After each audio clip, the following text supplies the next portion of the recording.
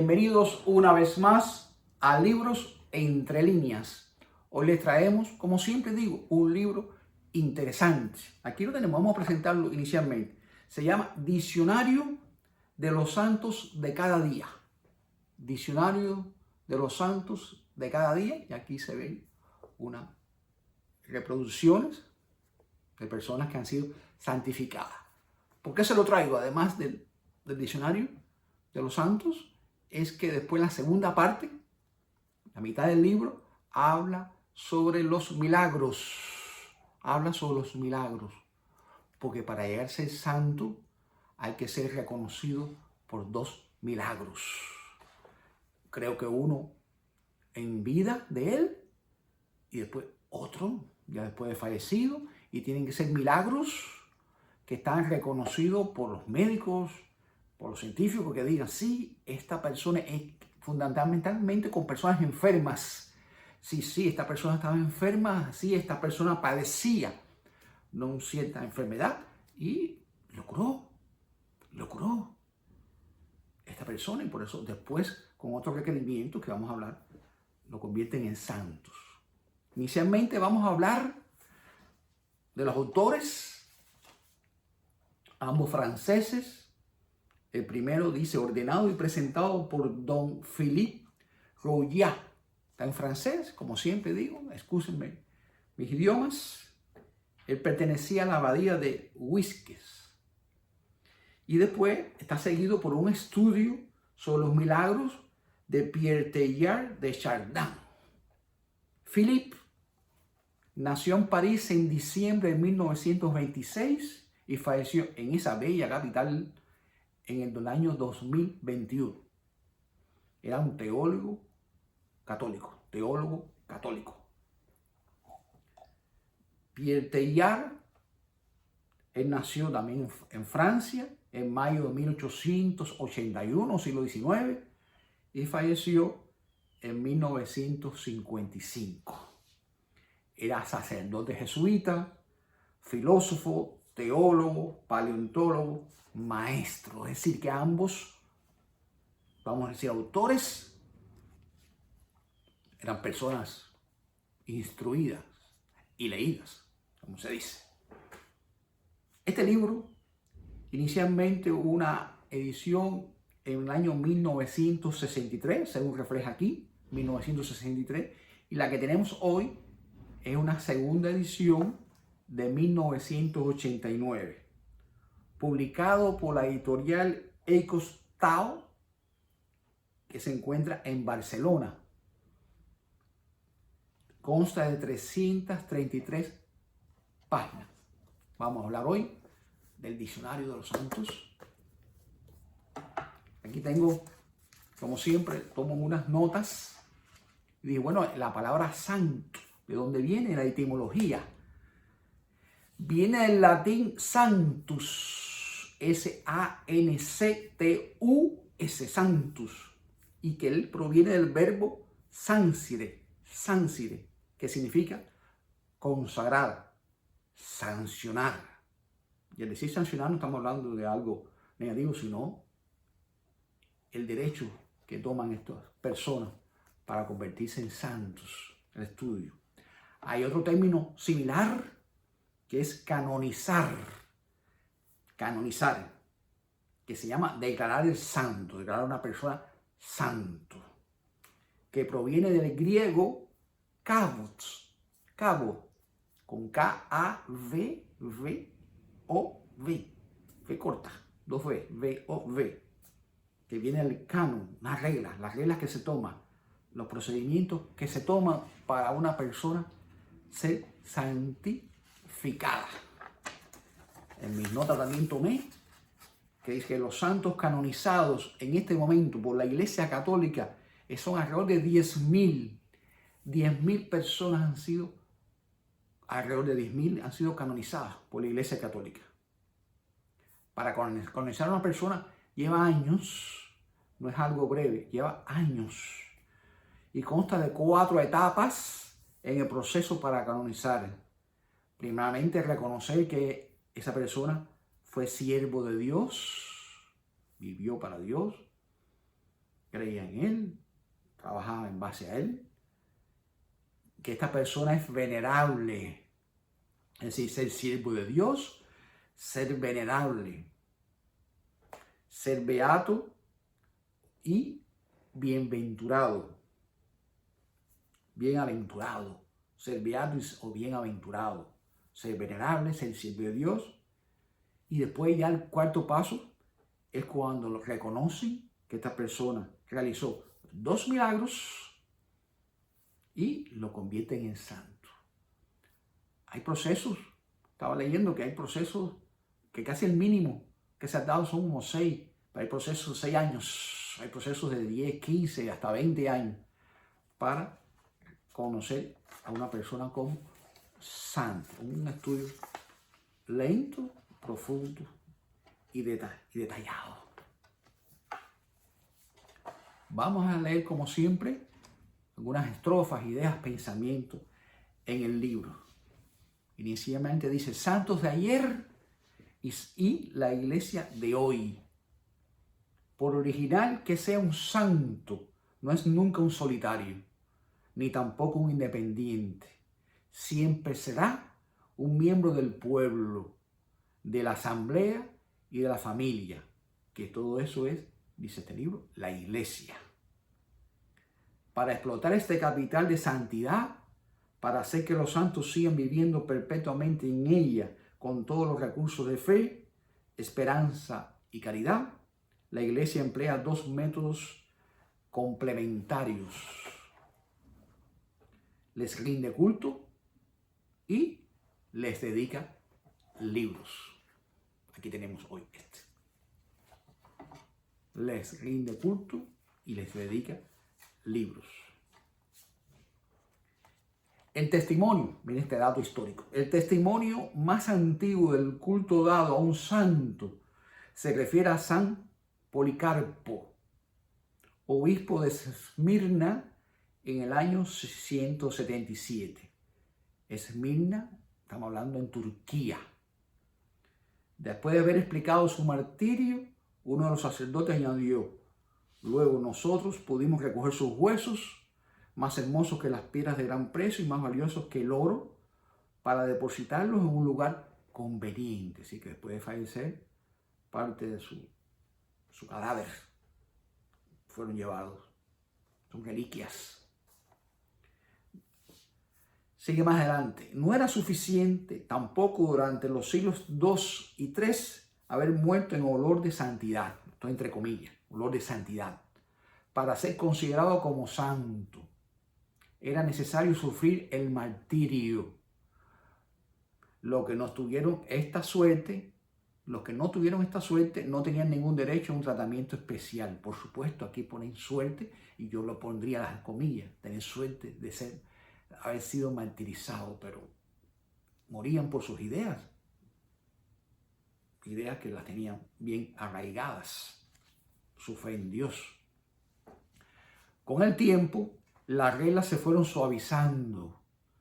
Cuando al empezar el siglo IV cesaron las persecuciones, se hizo necesario encontrar otros caminos que permitieran no solo subir al cielo, sino también a los altares. Así que ya no había tantos martirios, entonces vamos a cambiar las reglas del juego, vamos a reconocerlos de otra forma. Se puede llegar a ser santo, una excelente persona, y quizás no fue martirizado. Hasta el siglo V, cada ciudad solo veneraba a sus santos, guardaba sus cuerpos y ponía flores en sus sepulcros. Hubo un cambio en la situación cuando se empezó a trasladar los cuerpos de los santos y a distribuir sus reliquias. La ciudad que conseguía un cráneo o una tibia de un mártir lo inscribía rápidamente en su calendario y celebraba su fiesta cada año. Como ustedes saben, en distintas iglesias hay lo que le llaman las reliquias. Reliquia puede ser un dedo, un fragmento de un dedo, un hueso, hasta un pelo, en fin, partes del cuerpo, una costumbre de la Iglesia Católica. En el siglo IX, toda una promoción de apóstoles y evangelistas hace su entrada en la liturgia, y que el Papa Gregorio VII, en el siglo XI, deseoso de restaurar el poder y prestigio de la Santa Sede, decide que todos los papas mártires, unos 30, tengan su fiesta, ¿no? Y en los calendarios, ustedes saben, siempre hay un santo. Dice, por el mismo tiempo, los monjes piden y obtienen que se les deje un lugar para sus fundadores y representantes más ilustres. Una vez que todos los santos de la antigüedad que podían aspirar a una fiesta tuvieron ya su deseo cumplido, se hizo necesario buscar nuevos santos, pero no en el pasado, sino en el presente. De siglo en siglo, el calendario irá estando al día y será fiel reflejo de la vida actual de la iglesia. Por eso decíamos ahorita que hay alrededor de 10.000. Estoy hablando de memoria, creo que Juan Pablo II está en ese proceso, está en ese proceso de santificarlo, reconocer los santos. Dice aquí, número de los santos. La epístola que se lee en el Día de Todos los Santos es una página de Apocalipsis, en la cual San Juan, así escribe en la Apocalipsis, en la cual San Juan nos dice que un día que fue a buscar inspiración al cielo, vio 144.000 sellados de todas las tribus de Israel. Es decir, que eran personas escogidas y reconocidas en el cielo.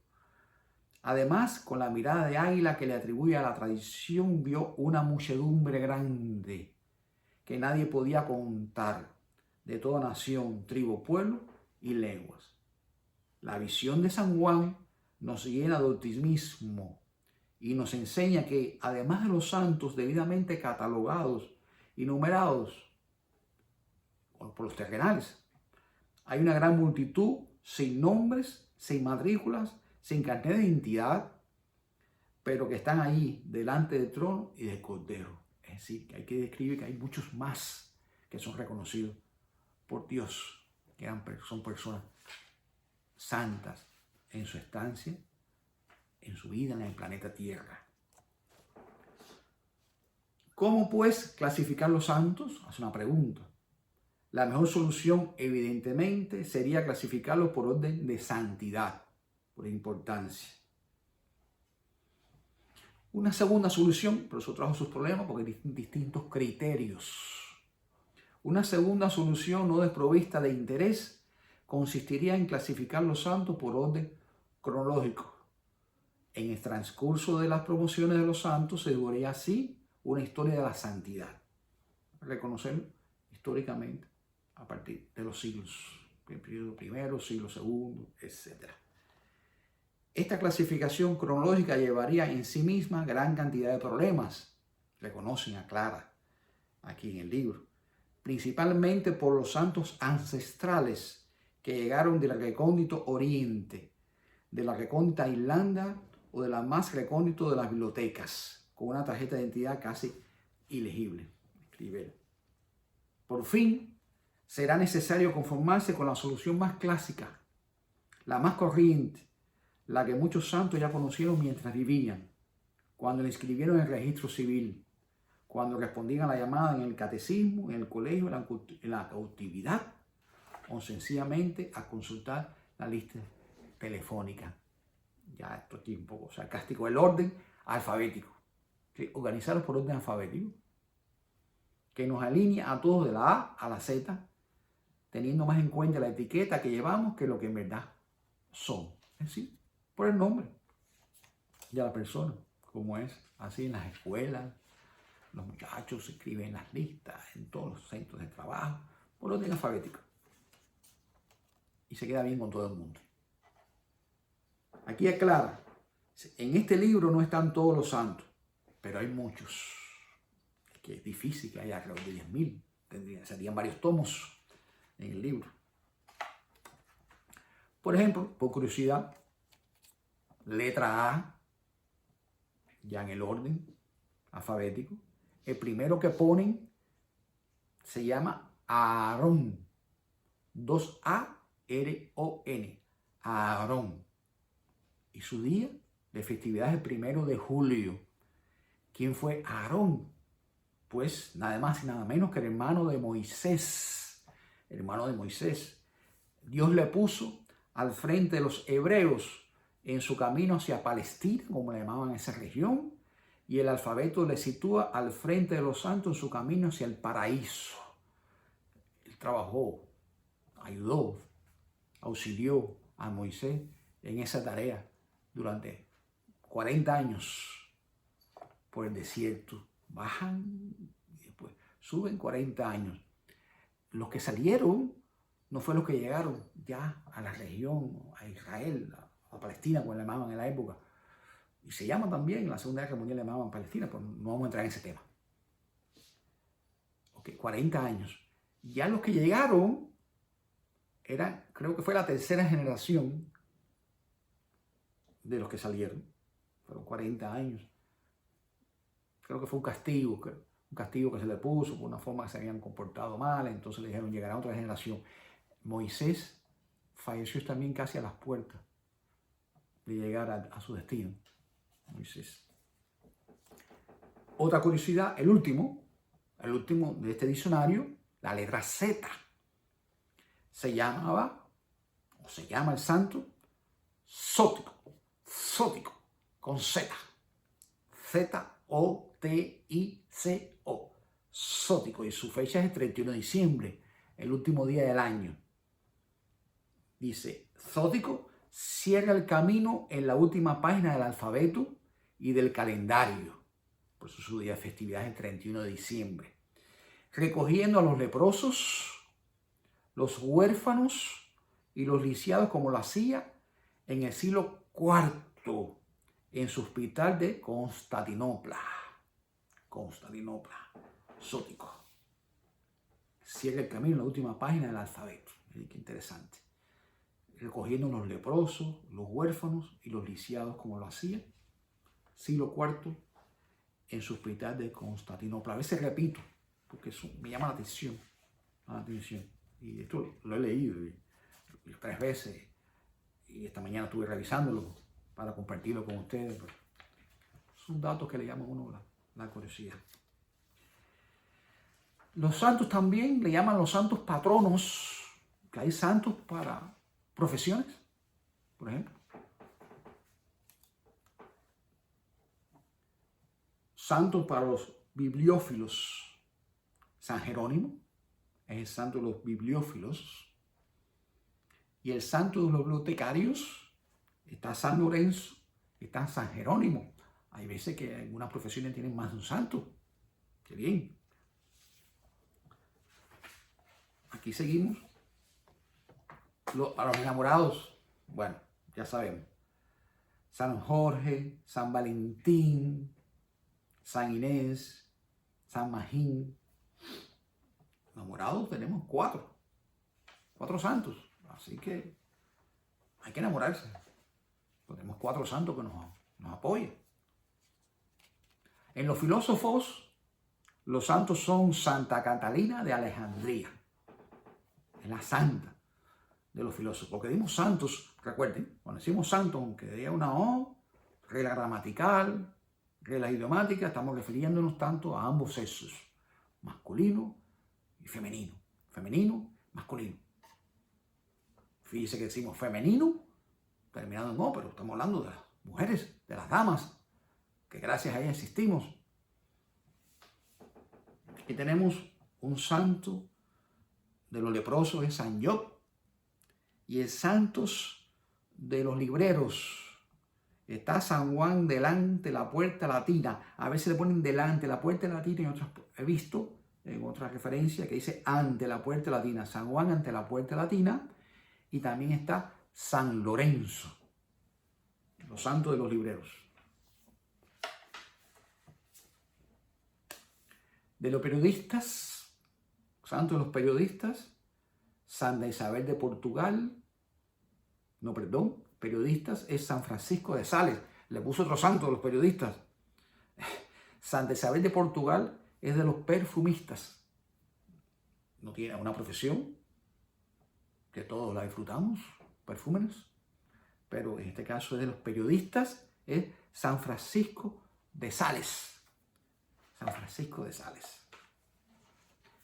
Aquí hay otra Acá viene en el libro que dice: el lector encontrará aquí clasificados por meses y por días todos los santos del diccionario. Así es que la clasificación aquí por días y meses del año.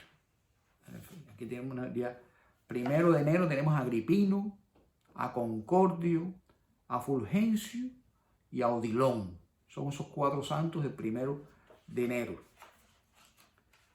Y el 31 de diciembre, ya hablamos de uno, dice Catalina Labouré, Coloma, Melania, Silvestre y Sótico.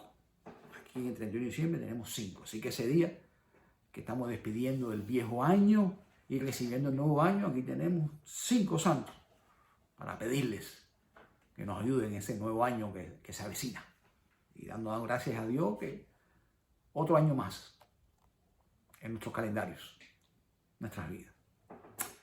Aquí voy a empezar la segunda parte del libro, tan interesante como la primera, que me habla de los milagros.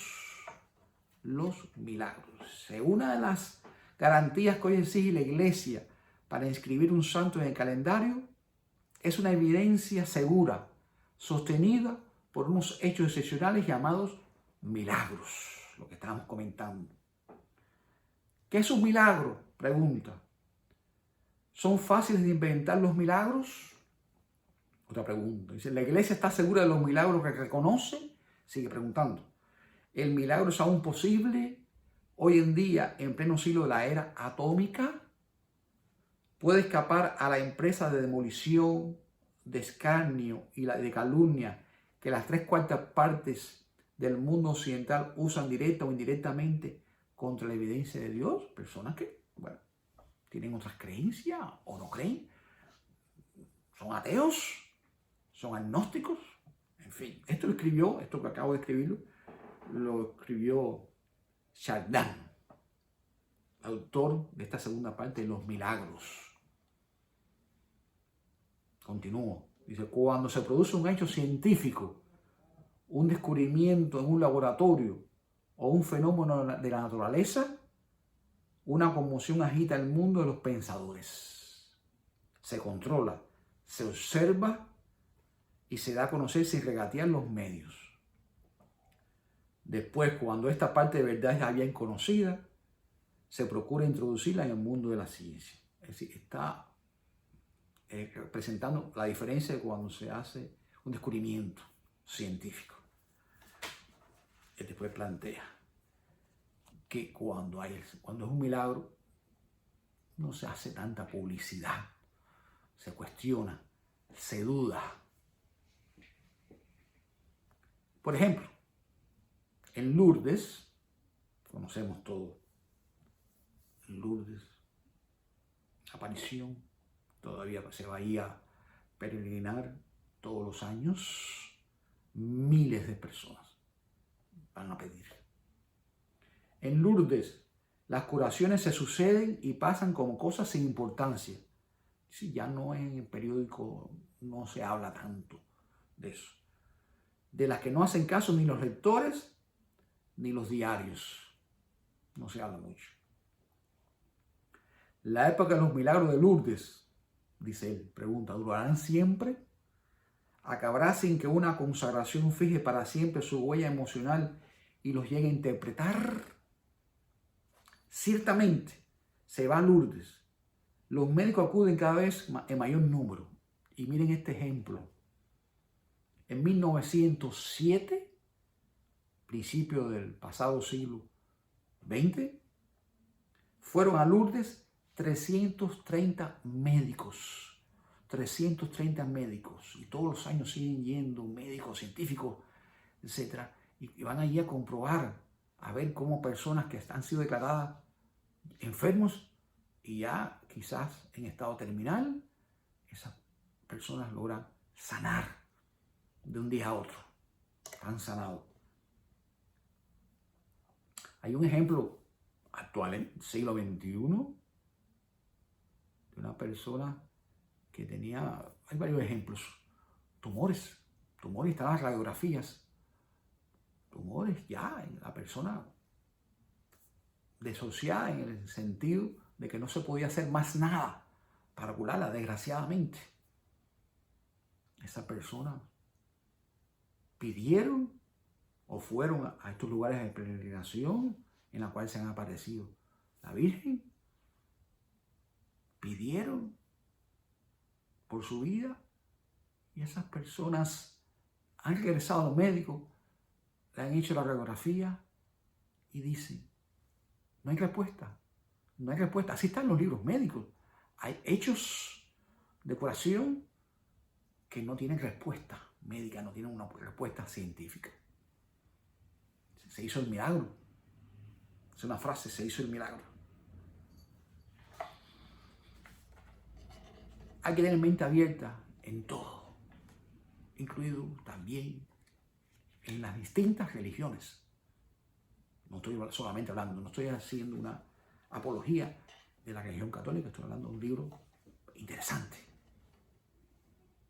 También me llevo en mis manos, lo he leído, lo consulto con ustedes, conversamos y ustedes ponen ahí sus criterios, sus opiniones. Amplía él. También en Lourdes, los hombres de ciencia son los primeros que deben pronunciarse. Sí, van. Y después, los distintos hechos de curación deben escribirlo, deben hacer público, deben salir en los distintos medios y decir, este hecho es real. Esta persona, yo la atendí durante tantos años, estaba enferma, etcétera, ya no había más nada que hacer y esta persona se ha curado. Tumores que han desaparecido. Tumores que han desaparecido. Milagrosamente. Esa es la palabra. Milagrosamente. Hay muchos milagros. No solamente también enfermedades, también hay muchos milagros a veces. Momentos que hay algo que aparece. Algo que aparece en un momento de una desesperación, de un momento difícil. Dice, pero ¿cómo esto llegó en este preciso momento y en este mismo instante a ayudarme? Fue Dios. Fue un milagro. Si se cree, quizás nos ayuda un poco más a vivir. Hubo un ruido.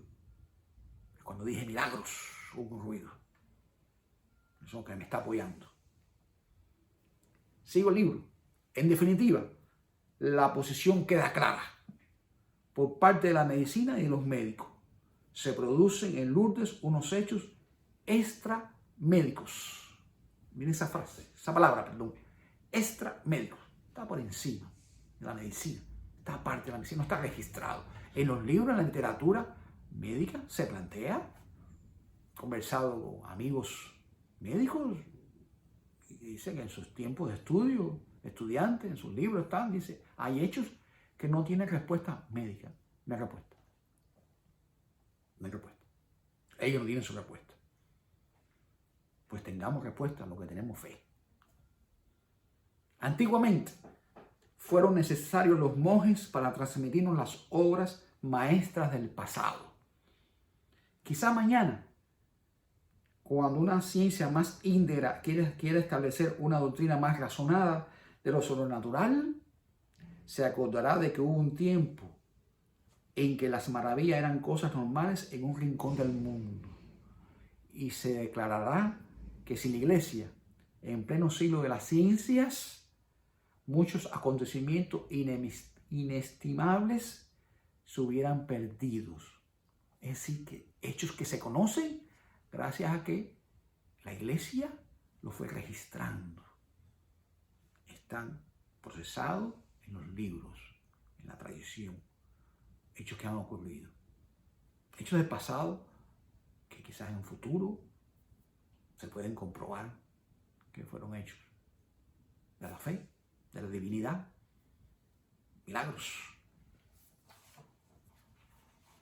Aquí concluye Teilhard de Chardin, el 20 de enero de 1909, escribió, dice, cuando meditemos sobre los milagros de Lourdes, podemos sacar la conclusión que solo Dios ha podido dejar semejantes vestigios y la apologética, como la razón, no pide nada más. pero para juzgar con experiencia la acción divina integral, para sentir con todo el alma su riqueza y su amplitud, es necesario ir a Lourdes. Es necesario ir a Lourdes. Repito estas últimas líneas. Para juzgar con experiencia la acción divina integral, para sentir con todo el alma su riqueza y su amplitud, es necesario ir a Lourdes. Así concluye él este estudio de los milagros, basándose y tomando como centro la experiencia de Lourdes. Notable libro, siempre digo, interesante, por eso se los traigo a ustedes. 333 páginas, déjenme chequear, sí, 333 páginas, se lee rápido, interesante, todos los santos, es una mini biografía de cada uno de ellos. Bueno, como decía en mi país, es todo por hoy. Se acabó lo que se daba. Aquí tengo una campanita para recordarles, si desean suscribirse, poner su opinión, la manito y poner una campanita para que nos llame. Les avisen cuando estamos aquí de nuevo. Dentro de unos días nos vemos.